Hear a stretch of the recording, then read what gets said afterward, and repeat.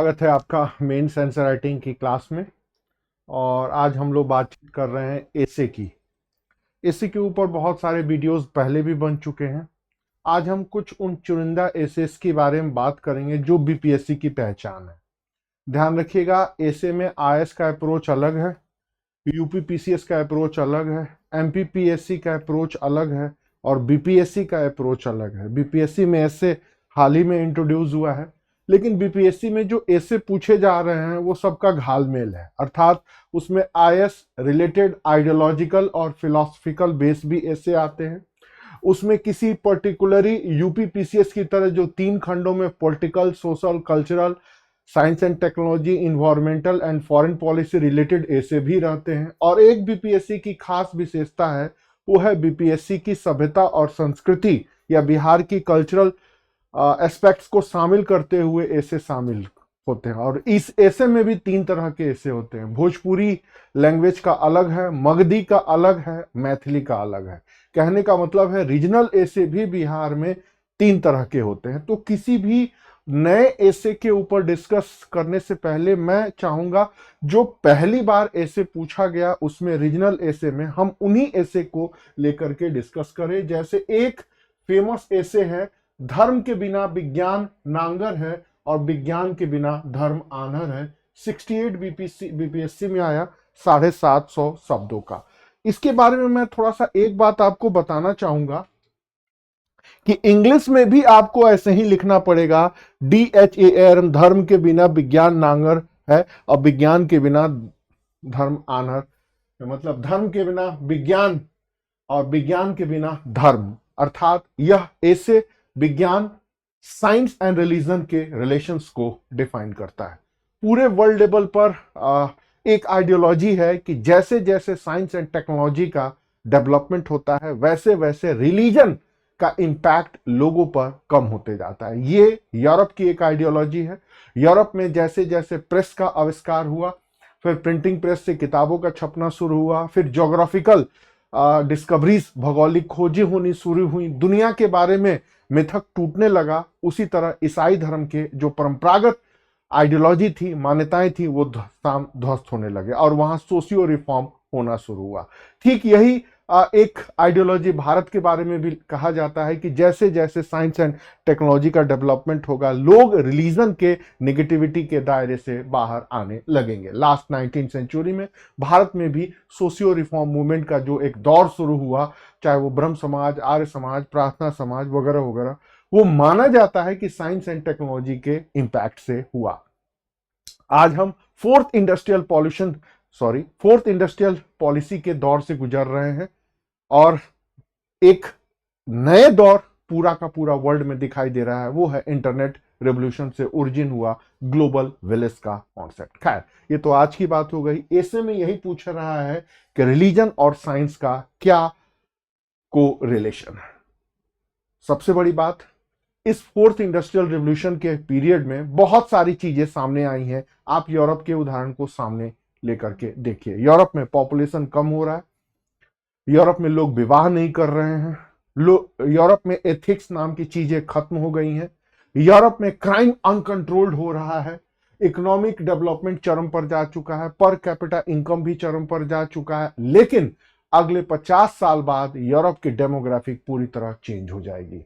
यही situation Japan की भी होने जा रही है, यही सिचुएशन सिंगापुर की होने जा रही है, यही सिचुएशन सैचुरेशन की स्थिति आपकी अमेरिका में भी होने जा रही है। बचे हैं तो सिर्फ एशियन कंट्री और अफ्रीकन कंट्री। एशिया में भारत, चीन और अफ्रीकन, ये 3 लोग हैं जो अगले 100 साल बाद अपने पॉपुलेशन के बदौलत दुनिया के ऊपर इनका वर्चस्व होगा। तो इस पॉपुलेशन को बढ़ाने में और इस पॉपुलेशन को कंट्रोल करने में भी रिलीजन का बहुत बड़ा हाथ है। जैसे भारतीय परिवेश में करें तो विवाह, परिवार, नातेदारी, माता और पिता बनना कंपलसरी रखा गया। इससे सृष्टि चक्र चलते रहता है। अभी इलाहाबाद में, माफ करिए, प्रयागराज में कुंभ चल रहा है, करोड़ों लोग स्नान कर रहे हैं। अगर आप लॉजिक से देखेंगे तो सारे के सारे मूर्ख हैं, जाहिल हैं, पॉल्यूटेड पानी में वो लोग नहा रहे हैं और भी कई तरह की चीजें हैं। लेकिन विज्ञान की एक सीमा होती है, विज्ञान वरदान के साथ अभिशाप भी है। ग्लोबल वार्मिंग का प्रॉब्लम आप देख रहे हैं, इन्वायरमेंट का प्रॉब्लम आप देख रहे हैं, सस्टेनेबल डेवलपमेंट की दशा देख रहे हैं, और सबसे बड़ी बात, जिंदगी में इतनी कुछ अचीवमेंट करने के बाद आपका भविष्य क्या होगा। तो आज यूरोप और अमेरिका इसी दौर से गुजर रहे हैं, क्योंकि उनके जीवन में इतना ज्यादा डिप्रेशन हो चुका है, उनकी जिंदगी जीने की आकांक्षा खत्म होते जा रही है, क्राइम उसी तरह अनलिमिटेड बढ़ते जा रहा है, साइकोलॉजिकल प्रॉब्लम उसी तरह आ रहा है। तो फिर उनके जिंदगी में कोई भी आइडियल नहीं बना। थोड़ा भारत में आइए, तो भारत में अभी भी पूर्व जन्म का साथ है, 7 जन्मों का साथ है, कर्मों की कॉन्सेप्ट है, कर्म फल का कॉन्सेप्ट है, और इतने पर्व हैं, इतने त्योहार हैं जो आपको जोड़े रखते हैं प्रकृति से, समाज से, सभ्यता से, संस्कृति से। आप किसी के पिता हैं, किसी के पुत्र हैं, किसी के भाई हैं, तरह तरह के पर्व हैं, त्योहार हैं, रस्म हैं, रिवाज हैं कि आप उनसे जुड़े रहते हैं। आप सृष्टि के चक्र में बंधे रहते हैं। मोह है, माया है, आई एम सॉरी, चुगलखोरियां हैं, रिश्तेदारियों के आपके जंजाल हैं जो आपके सृष्टि को जोड़े रहते हैं।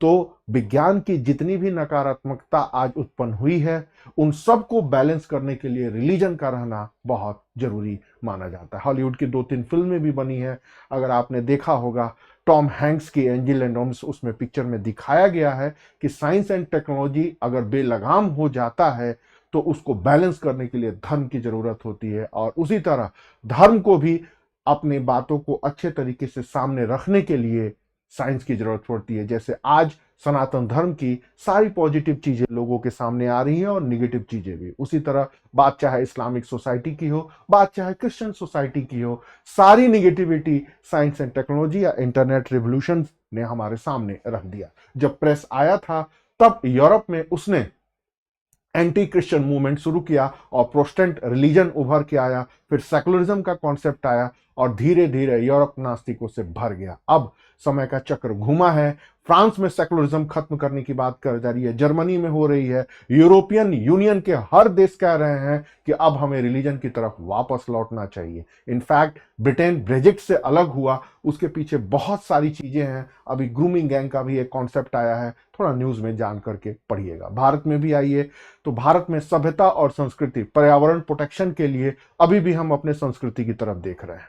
ठीक उसी तरह एनवायरमेंट प्रोटेक्शन के लिए भी हम संस्कृति से देख रहे हैं। लाइफ को कैसे अच्छे से रहें, योगा भी एक धर्म और संस्कृति का पार्ट है, लाइफ स्टाइल का पार्ट है। इनफैक्ट भारत में तो सनातन धर्म या हिंदू धर्म तो जीवन शैली का एक अनिवार्य हिस्सा है, चाहे वो फूड प्रोडक्शन का हो सस्टेनेबल तरीके से, या हम जो फूड कंज्यूम करते हैं उनसे हो, या फिर नैतिकता भरा जो जीवन है, वो सारी चीजें। साइंस कहता है, नेटफ्लिक्स कहता है कोई बैरियर नहीं होनी चाहिए, लेकिन रिलीजन कहता है बैरियर होना चाहिए। पाप और पुण्य का कॉन्सेप्ट है, तभी सोसाइटी में अराजकता नहीं मचेगी, नैतिकता का वास रहेगा, या एथिकल वैल्यूज रहेंगे, और सोसाइटी अपने अनुसार चलते रहेगी। तो कहने का मतलब है कि रिलीजन भी अपनी जगह होना चाहिए, साइंस एंड टेक्नोलॉजी भी अपनी जगह होना चाहिए, और दोनों के बीच में कोरिलेशन होना चाहिए। दोनों में जहां डिसबैलेंस हुआ तो कहीं ना कहीं सोसाइटी पे, कहीं ना कहीं सिविलाइजेशन पे, कहीं ना कहीं कल्चरल एस्पेक्ट पर अटैक पड़ेगा, और आज इसी का सामना कर रहे हैं यूरोपियन और डेवलप्ड नेशन। इतना सारा कॉन्सेप्ट है इस ऐसे में, बहुत पहले आईएएस में एक बार आ चुका है, लेकिन जब बीपीएससी में ये सवाल आया है तब आपको इसी के अनुसार इसको उत्तर देना होगा। धर्म के बिना विज्ञान नंगा है या लंगड़ा है, और विज्ञान के बिना धर्म अंधा है। अब इसी चीज को लिखना है तो कैसे लिखेंगे, मैंने आपको बोल के समझा दिया। ऐसे दर्जनों ऐसे हैं जो इस टॉपिक से जुड़े हुए हैं, और इन्हें यहां देखिए, पानी में मछलियां, नौनो कुटिया बकरा, आगे हम लोग डिस्कस करते रहेंगे। लेकिन इसी चीज को डिस्कस करना है तो सबसे पहले क्या करेंगे, मैं आपको सबसे पहले बता चुका हूं कि आपको सबसे पहले फॉर्मेट बनाना होगा। फॉर्मेट कि हम आपको क्रमबद्ध तरीके से क्या लिखना है। जैसे 750 शब्दों का है तो लगभग 200 के आसपास आपका पहला पैराग्राफ होगा इंट्रो के बाद, फिर उसके बाद 250 वर्ड्स का दूसरा पैराग्राफ होगा रिलीजन एंड साइंस को डिफाइन करते वक्त, फिर उसके बाद 250 का तीसरा पैराग्राफ होगा religion and science and technology को, और लास्ट में आपका कंक्लूजन होगा। कैसे होगा मैं आपको यहां पर दिखाता हूं। सबसे पहले आप इंट्रो देंगे, क्या ध्यान रखिएगा। इसके बाद आप चाहें तो शुद्ध हिंदी का प्रयोग करें और या शुद्ध अंग्रेजी का।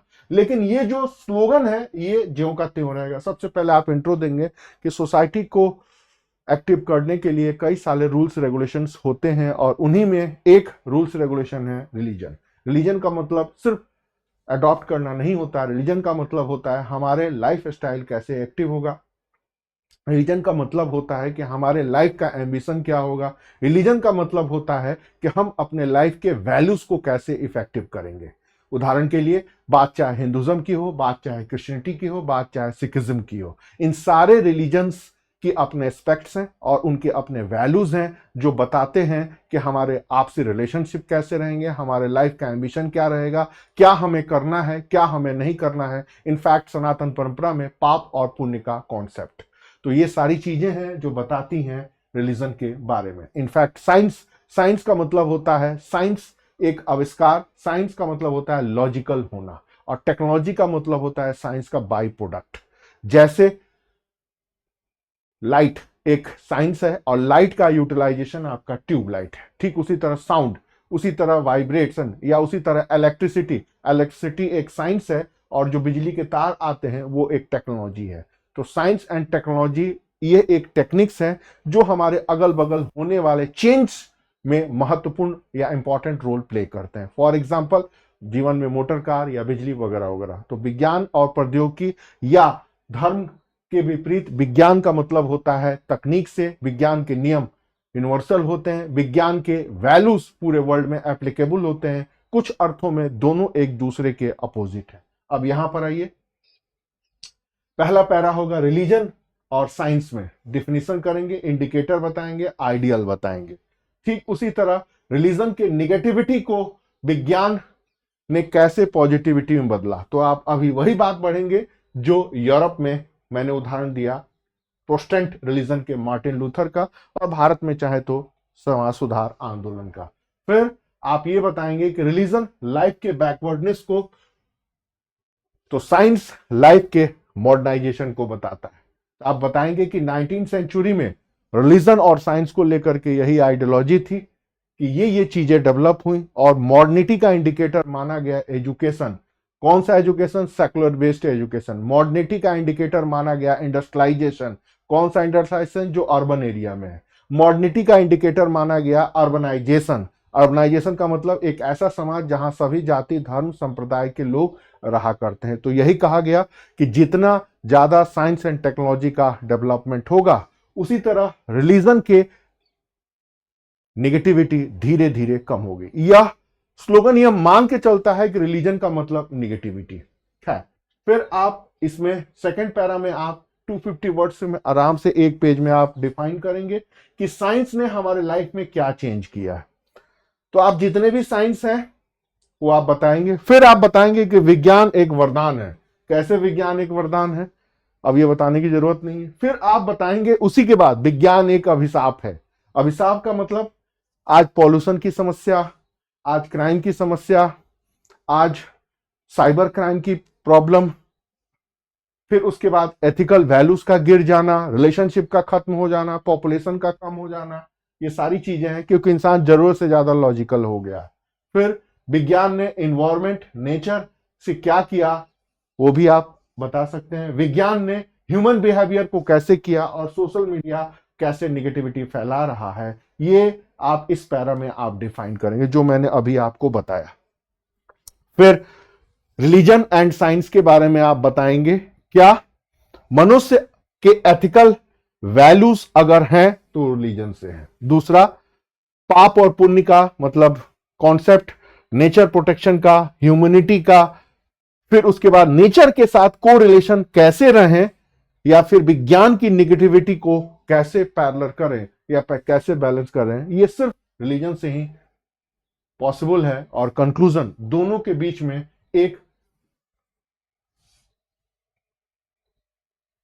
सिक्वल या एक कॉम्परेटिव या एक गुड एंड हेल्दी रिलेशन होना चाहिए।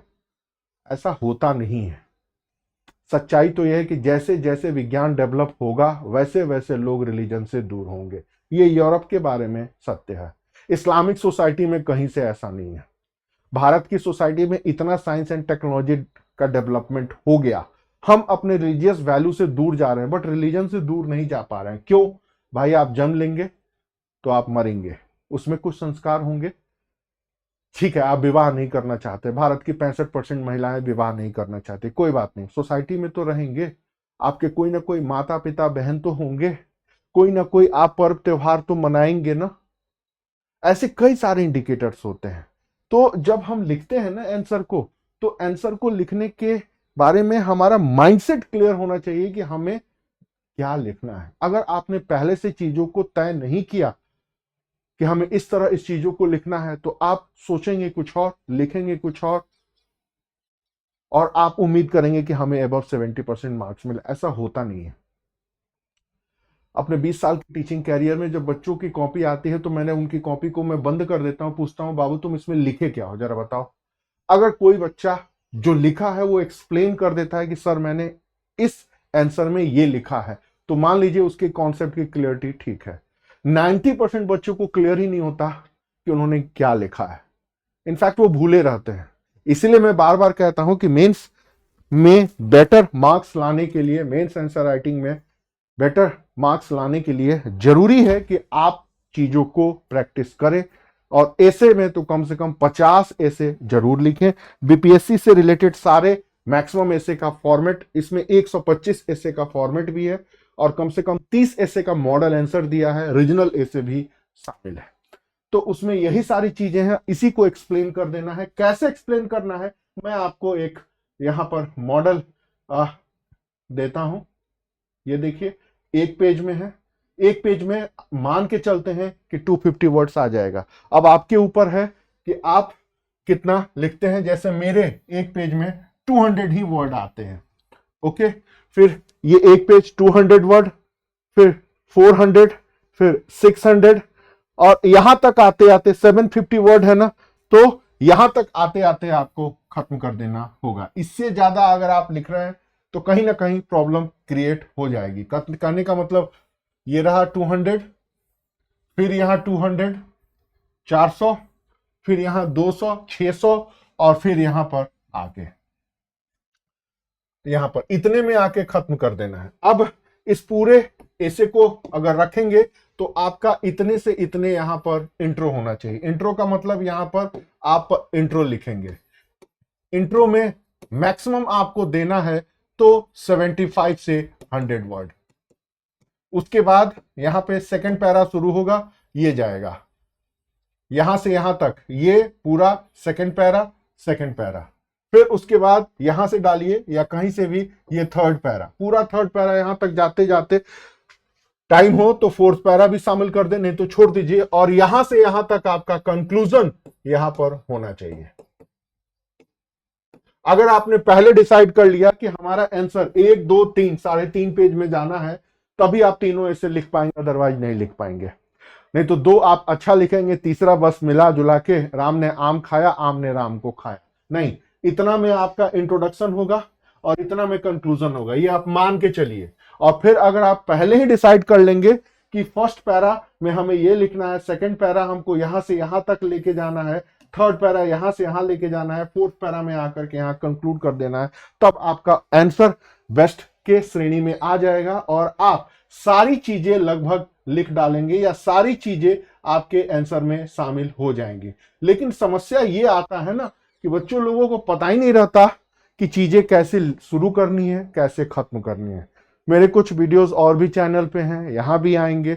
लगभग आईएएस के सारे ऐसे, यूपीपीसीएस के ऐसे और रीजनल ऐसे भी हमने डिस्कस किया है। इसके बाद अन्य और क्लास में हम कुछ अन्य एसेस के ऊपर भी बात करेंगे, लेकिन उन ऐसे के ऊपर बात करेंगे जो एग्जाम में आ चुका है। जैसे पानी में मछरिया, नौनो कुटिया बकरा, इसमें भी देखिए एंट्री, इंट्रोडक्शन में क्या है, स्टेप बाय स्टेप चीजें लिखी हैं। पहले तो आप जानिए पानी में मछरिया, नौनो कुटिया बकरा, मतलब मछली पानी में ही नहीं है और आप सोच रहे हैं मछली बड़ी हो जाएगी, हम काट करके बेचेंगे तो इतना पैसा कमाएंगे तो हम ये मिलेगा।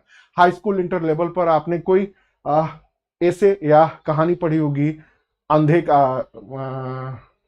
आलसी का स्वप्न। उसमें एक आलसी आदमी सोया हुआ है, चना ऊपर टंगा हुआ है, वो देख रहा है सपना कि अकाल आ गया है, मैंने इस चने को संभाल के रखा, चने को बेचा, इतना पैसा आ गए और इस पैसे का मैंने ये किया वो किया और मैं सबसे अमीर बन गया, और फिर मैं घोड़ा गाड़ी पर बैठा हूं और छड़ी लेके चल रहा हूं, वो छड़ी ऐसे घुमा रहा है, ऐसे किया, मटके पे लगा, चना बिखर गया, फिर उसका सपना टूट गया। ऐसे हजारों उदाहरण हैं जो इस कहानी में बैठ सकते हैं, जो ये बताता है कि अपने किसी एम्बिशन को सामने न रखें, अपने टारगेट को बनाए रखें, स्टेप बाय स्टेप चीजों को समझते रहें। ये स्टेटमेंट हमें ये सिखाता है, ये स्टेटमेंट हमें ये सिखाता है, ये स्टेटमेंट हमें जिंदगी में ऐसे होना चाहिए, वैसे होना चाहिए। अभी आप फ्री हैं इनफैक्ट कि आप अपनी जितना भी सोच, आप अपनी जितनी अंडरस्टैंडिंग, आप अपनी जितनी एनालिटिकल चीजें इसमें शामिल करेंगे उतना बेटर आंसर माना जाएगा। ठीक उसी तरह इसके बाद का भी जो ऐसे है उसमें भी एक ऐसे में डिस्कस करेंगे, अगली खेती आगे आगे, पिछली खेती भागे भागे। ये भी क्वेश्चन आया है 68 बीपीएससी में, इसको भी डिस्कस करेंगे। ठीक उसी के साथ मूस मुटाइए लोड़ा हुई है, ना हाथी ना घोड़ा हुई है, ये सबसे मशहूर ऐसे में से एक है, इसकी भी चर्चा करेंगे कि इस वही इंट्रो, वही इसका पहला पैरा, यही उसके बाद ये सेकंड पैरा या सेकंड पैराग्राफ का लाइन, ये थर्ड पैरा, और थर्ड पैरा के बाद कंक्लूजन कि इस स्टेटमेंट का क्या यूटिलाइजेशन है। ठीक उसी तरह एक बिहारी 100 पे भारी, ऐसे दर्जनों ऐसे हैं जिनकी चर्चा क्रमबद्ध रूप में हम लोग करेंगे। लेकिन मैं एक बार फिर आपसे कहना चाहूंगा कि कोई भी ऐसे आप लिखें तो जब तक आप उस चीज को फॉर्मेट नहीं बनाएंगे, जब तक आप उन चीजों को अंडरस्टैंड नहीं करेंगे या डेवलप नहीं करेंगे, और जब तक आप उसकी ये एनालिसिस नहीं करेंगे कि चीजों को कैसे रखना है स्टेप बाय स्टेप, और हमेशा पॉजिटिव लिखना है, कोई नेगेटिव एस्पेक्ट शामिल नहीं करना है, तब तक समस्या आती रहेगी या तब तक समस्या आएगी। जैसे कि ये भी है, बीपीएससी में आया है, थोड़ा सा फिलोसॉफिकल इशू, और भी कई तरह के ऐसे हैं यहां पर। तो मैंने लगभग सारे ऐसे को अपने हैंड रिटन करके इसको एक्सप्लेन कर दिया है। तो आगे हम क्रमबद्ध रूप में करेंगे, क्योंकि बच्चों की डिमांड थी कि सर रीजनल ऐसे कैसे लिखें या किस तरह लिखें। तो भाई एक बार इस किताब को पलट के देख लो, इसमें रीजनल ऐसे है, स्टेप बाय स्टेप भी लिखा है, मॉडल भी दिया है, और नॉट रीजनल ऐसे 125 से भी ज्यादा ऐसे का फॉर्मेट है। पहले मैंने इन सारी चीजों को हैंड रिटन किया, तब मैं आपको पढ़ा रहा हूं, और ऐसा नहीं है कि कुछ भी आया बकबक करके पढ़ा दिया, नहीं, पहले मैं सारी चीजें यूपीएससी की सीट पर खुद लिखता हूं, स्टेप बाय स्टेप लिखता हूं। लिखने के बाद फिर बच्चों को बताने में आसानी होती है कि यहां आप इंट्रो करेंगे, फिर एक्सप्लेन करेंगे, ये पहला पैराग्राफ, ये दूसरा पैराग्राफ, ये तीसरा पैराग्राफ, और फिर कंक्लूजन। बात चाहे 600 वर्ड के ऐसे की हो, बात चाहे 750 वर्ड की ऐसे की हो, बात चाहे 1000 या 1200 शब्दों के ऐसे का हो। तो ध्यान रखिएगा, ऐसे में मैनेजमेंट बहुत इंपॉर्टेंट है। ऐसे में फॉर्मेटिंग का सबसे बड़ा रोल होता है, और सबसे बड़ी बात, इससे आपकी सोच, आपकी समझ, आपकी रुझान, आपकी अंडरस्टैंडिंग, आपकी थिंकिंग, आपके अंदर का एडमिनिस्ट्रेटिव अप्रोच सब कुछ बाहर निकाल देता है। इसी चीज को इसमें यहां पर डिफाइन किया है। इसमें एक ऐसे को 5 तरीके से मैंने लिखा है। 2020 या 21 का आया हुआ ऐसे था, बायसनेस मीडिया के ऊपर आया था। तो मैंने 5 ऐसे लिखा है, और 5 में से 5वें ऐसे में फिर मैंने डिफाइन किया है कि इसके पहले के 4 ऐसे 4 अलग अलग टाइप के लोग लिख रहे हैं। 5वां ऐसे ही है जो आपके अंदर के एडमिनिस्ट्रेटिव अप्रोच को, जो आपके अंदर के एडमिनिस्ट्रेटिव ऑफिसर को, जो आपके अंडरस्टैंडिंग को बाहर निकाल लेता है, और उस ऐसे को पढ़ के ही पता लग जाता है कि आप एक आईएएस बनने के लायक या एसडीएम बनने के लायक हैं या नहीं, आप एक अच्छे पत्रकार हैं या अच्छे लेखक हैं या अच्छे एनालाइजर हैं या अच्छे ब्यूरोक्रेट हैं।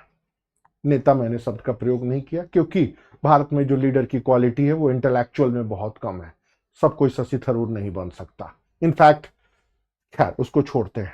तो ऐसे ही सबसे बड़ा डिसाइडिंग रोल प्ले करता है, और बीपीएससी की तो यह विडंबना है कि अगर आपने ऐसे में बेटर मार्क्स गेन नहीं किया तो आपका सिलेक्शन शायद टॉप पर नहीं होगा, नीचे के रैंक पर आप झूलते रहेंगे। दूसरे शब्दों में कहें तो ऐसे सबसे डिसाइडिंग फैक्टर है। अब जो पुराने बीपीएससी के बच्चे हैं वो मेंस के आंसर तो लिख ले रहे हैं, बट छोटे जो 8 और 9 सब नंबर के जो प्रश्न आ रहे हैं उसमें परेशानी आ रही है, और सबसे ज्यादा परेशानी आ रही है ऐसे के लिखने में। बहुत से लोग हैं ऐसे पढ़ाते हैं, किसी भी किताब के कंटेंट को कॉपी कर लेना, और उसको डिलीवर कर देना, यही फैशन है। जितने भी ऐसे लोग पढ़ा रहे हैं, मैं दावा करता हूं जरा उनके लेक्चर से कंपेयर करिए कि किसने ऐसे पे हैंडवर्क किया है, किसने फॉर्मेट पर काम किया है, किसका कंटेंट पर कमांड है, और सबसे बड़ी बात ऐसे में क्या लिखना है क्या नहीं लिखना है।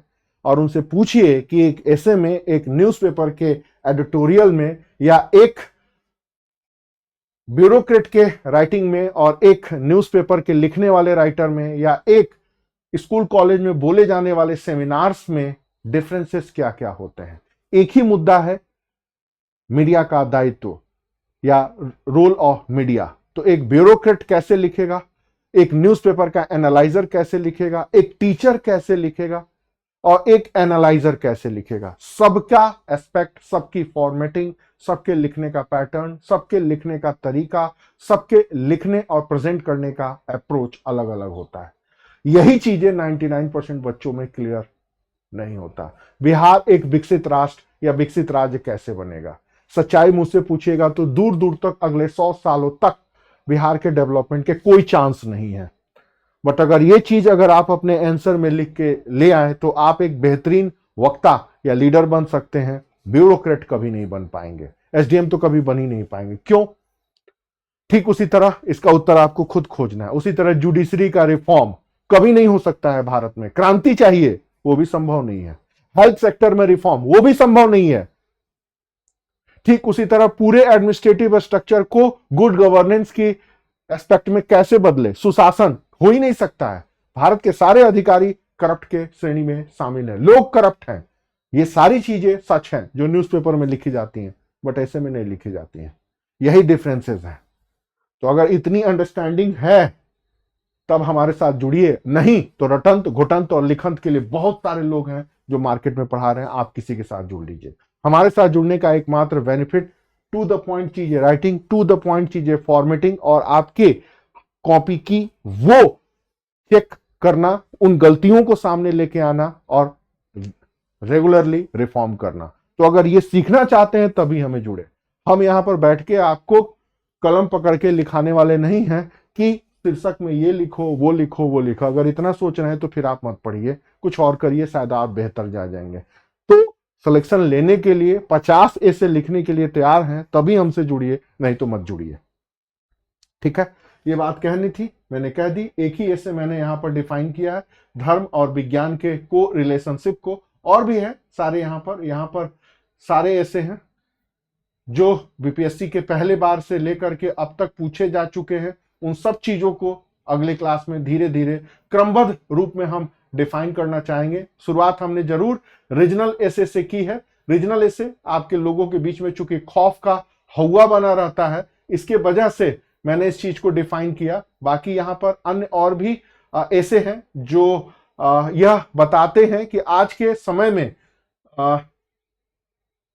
हमें क्या चीजों के ऊपर ध्यान देना होगा, अप्रोच का क्या ध्यान देना होगा, और इससे आपके यही ओवरऑल क्वालिटी को अंदर से बाहर लाने का, एग्जामिनर को जज करने का एक माध्यम।